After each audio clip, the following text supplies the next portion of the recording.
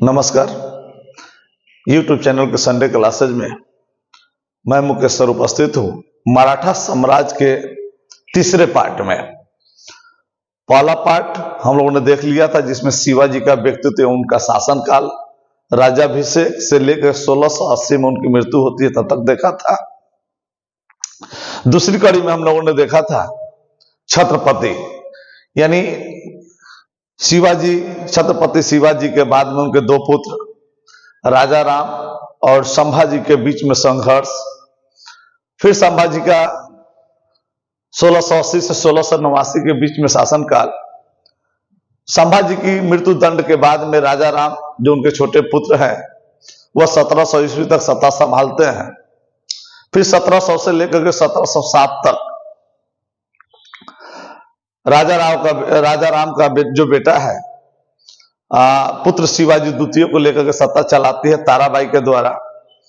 और फिर जब 1707 में मुगल बादशाह औरंगजेब की मृत्यु हो जाती है, तो जो संभाजी होते हैं उनके पुत्र शाहू जी महाराज कैद से मुक्त होते हैं और वहां से अपना सत्ता संभालते हैं। और उनकी सत्ता जो होती है लंबी अवधि तक चलती है, लगभग 1749 तक। और उस अवधि के बीच एक जो पद होता है पेशवा का, जो अष्टप्रधान पद का आधार रखा गया था शिवाजी के द्वारा, उसमें पेशवा की शक्ति को बढ़ा दिया जाता है। और फिर वहां से पेशवा, जो प्रथम पेशवा बनते हैं बालाजी विश्वनाथ, और बालाजी विश्वनाथ जो 1700 लगभग 13 से लेकर के और 1720 तक, उस दरमियान उन्होंने अपनी कार्य कुशलता का परिचय देते हुए बहुत सारे क्षेत्रों का विस्तार करते हैं। और वहां से पेशवा की शक्ति बढ़ने लगती है और छत्रपति की शक्ति कम होने लगती है। फिर बालाजी विश्वनाथ के बाद में उनका पुत्र होता है और वहां से यह पद जो है वंशानुगत हो जाता है। वंशानुगत होने के कारण में बालाजी विश्वनाथ के बाद में उनका जो क्या कहते हैं, उनका जो पुत्र होता है बाजीराव प्रथम। फिर बाजीराव के बाद में बालाजी बाजीराव जो तीसरे पेशवा बनते हैं, जो जिनका जो मुख्य नाम होता है वह नाना साहब होता है। तो एक बार पेशवा की कड़ी से हम देखना शुरू करते हैं। बालाजी विश्वनाथ ये लगभग प्रथम पेशवा है। फिर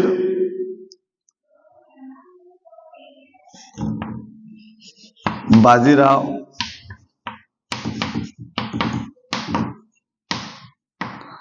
फिर बाजीराव के बाद में बालाजी बाजीराव,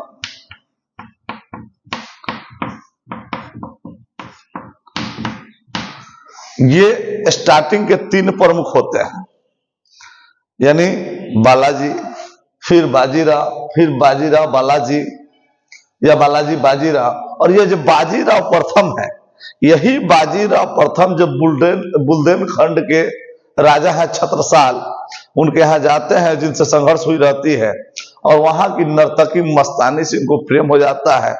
और ये प्रेम कहानी का एक अलग पार्ट है, जिसपे एक सिनेमा भी बना हुआ है, बाजीराव मस्तानी। तो सबसे अधिक साम्राज्य का विस्तार जो करते हैं वह बालाजी बाजीराव करते हैं।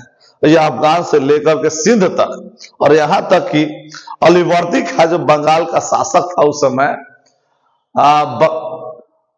बंगाल के शासक या नवाब कहें उनको, अलीवर्दी खां से इन्होंने चौथ वसूला था। चौथ का मतलब होता है 1/4, यानी टैक्स वसूला करते थे। और यही बालाजी बाजीराव जो है ना, अहमद शाह अब्दाली को खदेड़ देता है।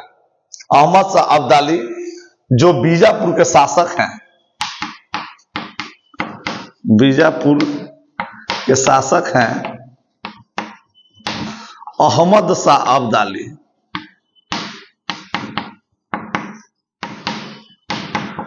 इसको क्या करते हैं, ये बालाजी बाजीराव जो है इसको खदेड़ देते हैं, उसके क्षेत्र पर कब्जा कर लेते हैं।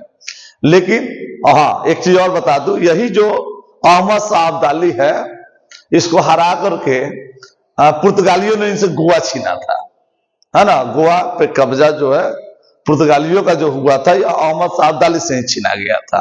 और इसी अहमद शाह अब्दाली को बालाजी बाजीराव ने खदेड़ दिया था। लेकिन जब वो उधर से वापस आया लौट रहा था और इधर से मराठा सैन्य गई, तो हरियाणा या पंजाब, अर्थात हरियाणा पंजाब का जो क्षेत्र था उस समय पंजाब प्रांत के नाम से जाना जाता था। तो पानीपत में दोनों की मुठभेड़ होती है, दोनों सैनिकों की। और 1761 में पानीपत का तृतीय युद्ध होता है। 1526 पानीपत का प्रथम युद्ध, 1556 पानीपत का द्वितीय युद्ध और 1761 पानीपत का तृतीय युद्ध होता है। और यहां से मराठा कमजोर होना शुरू हो जाते हैं। और इस युद्ध के बाद में, पानीपत के युद्ध के बाद में, जो तीसरे पेशवा बनते हैं वह माधवराव बनते हैं। और माधवराव अंतिम और सबसे मजबूत, क्योंकि ये 1761 में बनते हैं लेकिन 72 तक ही रहते हैं। और ये जो माधवराव है, यह निजाम अर्थात हैदराबाद के निजाम से ये टैक्स लेते हैं, चौथ लेते हैं। और 1772 में इनकी सबसे बड़ी उपलब्धि मानी जाती है कि 1772 ईस्वी में जो मुगल शासक शाह आलम द्वितीय है, वह मराठा संरक्षण प्राप्त करता है। प्राप्त करने के पीछे कारण होता है कि 1764 में जो बक्सर का युद्ध हुआ रहता है, उस बक्सर के युद्ध में आपको पता है कि तीनों संयुक्त सेना अंग्रेजों से हार गई होती है, जिसमें शाह आलम द्वितीय भी हार जाते हैं। और शाह आलम द्वितीय, इनका वो जो ओरिजिनल नाम था अली गौहर था। तो हारने के बाद में अंग्रेजों का अधीनता स्वीकार न करके ये मराठों का संरक्षण प्राप्त करते हैं। यानी उस समय मुगल बहुत कमजोर हो गई रहती है। और अंत में जो शासक एक और बीच के एक दो और बनते हैं, लेकिन वे जो पेशवा होते हैं, वे पेशवा उतने ताकतवर नहीं होते, अपनी पहचान नहीं बना पाते हैं। और अंतिम जो एक बनता है वह होता है बाजीराव द्वितीय, जो सबसे अंत में जो पेशवा बनते हैं। 1818 ईस्वी में उनका अंत हो जाता है। अंतिम पेशवा बाजीराव द्वितीय। और 1818 में इनका भी अंत हो जाता है। तो अंतिम पेशवा बाजीराव द्वितीय, और वहां से ब्रिटिश सत्ता काबिज हो जाती है 1818 में। और वह सत्ता जो लगभग मान के चलिए कि 1640 में स्थापित होता है। महान हिंदू राष्ट्र बनाने का एक श्रेय जाता है उनको, हिंदू क्षेत्र बनता है और महान हिंदू शासक होने का गौरव भी प्राप्त है उन्हें। और उस सत्ता का अंत लगभग 1818 ईस्वी तक हो जाता है और मुगल सत्ता काबिज हो जाता है। तो अब तक हम लोगों ने देखा था कि किस तरह से ब्रिटिश सत्ता पहले बंगाल, फिर बंगाल से अवध, बिहार और दिल्ली के क्षेत्रों में अपनी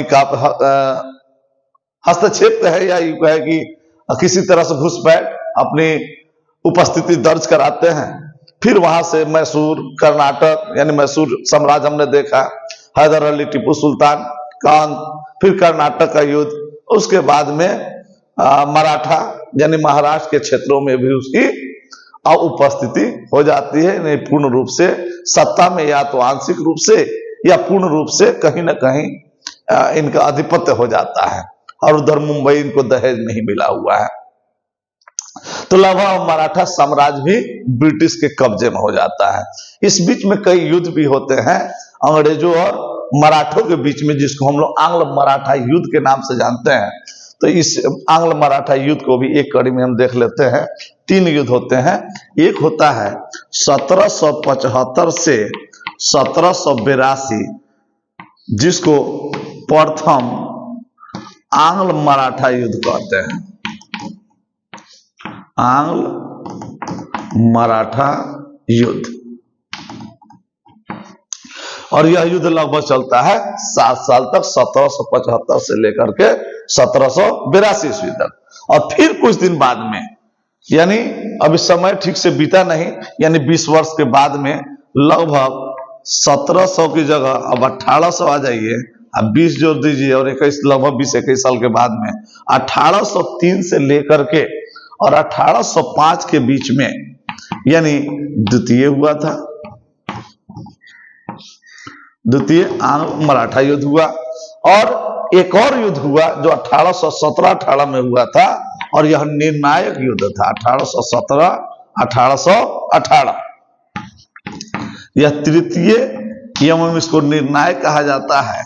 निर्णायक इसलिए कहा जाता है कि इस युद्ध के बाद में जो बाजीराव द्वितीय है वह पराजित हो जाते हैं और अंग्रेजों की सत्ता काबिज हो जाती है। तो इस तरह से, क्योंकि ये दो युद्ध तो जीत चुके होते हैं, और तृतीय युद्ध में क्या होती है, मराठा साम्राज्य का पूर्ण रूप से पतन हो जाता है। और पतन के बाद में ये जो मराठा साम्राज्य है या मराठा परिवार का है, यह कई खंडों में बंट जाता है और अलग अलग क्षेत्रों में बस जाते हैं। तो ये जो प्रमुख वंश जहां से इनकी उत्पत्ति हुई थी, शाहजी भोसले, यानी छत्रपति शिवाजी के जो पिता थे शाहजी भोसले, तो ये भोसले परिवार से थे, ये भोसले परिवार से थे। और यह जो परिवार था यह नागपुर का रहने वाला था। तो यह मूल परिवार था, यह नागपुर में रह गया। दूसरा जो पार्ट था इनका वह गायकवाड़। आज भी गायकवाड़ देखने को मिलता है, और यह गायकवाड़ जो परिवार था यह बड़ौदा गुजरात में बस गया, बड़ौदा गुजरात में यह परिवार बस गया। तीसरा एक और हम लोग देखते हैं बार बार, होलकर। तो होलकर जो था, होलकर इंदौर, और एक और परिवार के नाम से जानते हैं सिंधिया, वह उज्जैन। जो सिंधिया परिवार है उज्जैन, उज्जैन कहाँ है, तो मध्य प्रदेश। तो कुल मिला के, और ये जितने परिवार है यह परिवार पूर्व परिचित है और आज भी फेमस है। सिंधिया परिवार तो राजनीति में इनका बहुत बड़ा आज भी योगदान है और सक्रिय भी है। माधवराव सिंधिया, तो लगभग ये जो भी परिवार है एक ही परिवार है, एक ही वंश से उत्पन्न हुआ है ये। तो ये परिवार आज भी भारत में सक्रिय है। तो अभी हमने देखा, तो एक बार संपूर्ण हम पर प्रकाश डाल लेते हैं एक बार, क्योंकि मराठा साम्राज्य आज खत्म हो रहा है। तो इसकी शुरुआत जो हुई थी 1627, शाहजी भोसले शिवाजी के पिता थे। शिवाजी का जन्म होता है, 40 में शिवाजी की शादी होती है। उसके बाद में वे गुरिल्ला युद्ध पद्धति से युद्ध करते हैं और युद्ध जीतते जाते हैं, और पूरे जीवन काल में लगभग वे 7 शादी करते हैं। और 7 शादियों में जब इनकी मृत्यु होती है 1680 ईस्वी में, तो एक पत्नी इनकी चिता पर सती हो जाती है। इनके बाद में इनके मृत्यु का कारण भी हमने बताया था कि इनके पुत्र जो हैं वो संभाजी बागी हो जाते हैं, बागियों के भाग जाते हैं, जिसके कारण ये डिप्रेशन में आ जाते हैं, और डिप्रेशन बर्दाश्त नहीं कर पाने के कारण 1680 में इनकी मृत्यु हो जाती है। इनके मृत्यु के बाद में बेटा बागी है वह यहाँ है नहीं, तो इनका छोटा पुत्र राजा राम वहां का शासक बनता है। लेकिन जब संभाजी लौटते हैं तो राजा राम को हटा करके खुद सत्ता पे काबिज होते हैं। लेकिन राजा राम कहीं ना कहीं मुगलों का साथ देते हैं, और औरंगजेब जो है संभाजी को पूरे परिवार के साथ कैद करके ले जाता है, और 1689 ईस्वी में मृत्यु दंड दे देता है संभाजी को।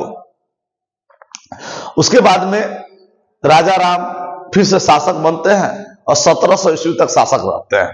राजा राम की मृत्यु के बाद में उनका अल्पवयस्क पुत्र उनकी पत्नी ताराबाई के संरक्षण में सत्ता संभालते हैं। लेकिन 1707 में औरंगजेब की मृत्यु हो जाती है, और औरंगजेब की मृत्यु के बाद में शाहजी जो संभाजी के पुत्र हैं मुक्त होकर के आते हैं और सत्ता पे काबिज होते हैं, और 1749 ईस्वी तक सत्ता पे बने रहते हैं। और उस बीच में वे पेशवा का जो पद था, जो अष्टप्रधान पद छत्रपति शिवाजी के द्वारा जनरेट हुआ था, उस पद को मजबूती प्रदान किया जाता है, और बालाजी विश्वनाथ प्रथम पेशवा बनते हैं और वहां से पेशवा की कहानी होती है। और उस क्रम में बालाजी विश्वनाथ, बाजीराव प्रथम, बालाजी विश्वनाथ, माधवराव तक, और अंत में बाजीराव द्वितीय 1818 तक मराठा साम्राज्य को संभालने का प्रयास करते हैं। और अंततः संभालते संभालते अंग्रेज किसी न किसी कूटनीति का प्रयोग करते हुए मराठा साम्राज्य का भी अंत कर देते हैं। और फिर से नहीं, पुनः वहां पे ब्रिटिश सत्ता काबिज हो जाती है। इस प्रकार मराठा साम्राज्य का भी अंत हो जाता है। इस बीच में 3 आंग्ल मराठा युद्ध होते हैं, एक 1775, 1803 और 1817-18 में कहानी ही खत्म हो जाता है। इसके परिवार इनका बिखर जाता है और 4 जगह इनके परिवार बस जाते हैं। एक भोसले वंश जो नागपुर में, दूसरा गायकवाड़ जो बड़ौदा गुजरात में, तीसरा होलकर परिवार जो इंदौर में, और चौथा और मुख्य परिवार सिंधिया परिवार जो उज्जैन गुजरात में बसते हैं। तो इस क्रम में आपने देख लिया कि मराठा साम्राज्य खत्म हो गया। अगली कड़ी में हम देखेंगे सिंध प्रांत पर, जहां हम देखेंगे महाराजा रणजीत सिंह को और सिंध क्षेत्र पर किस तरह से अंग्रेज अपना सत्ता स्थापित करते हैं। तो हम मिलते हैं अगली कड़ी में, तब तक के लिए धन्यवाद।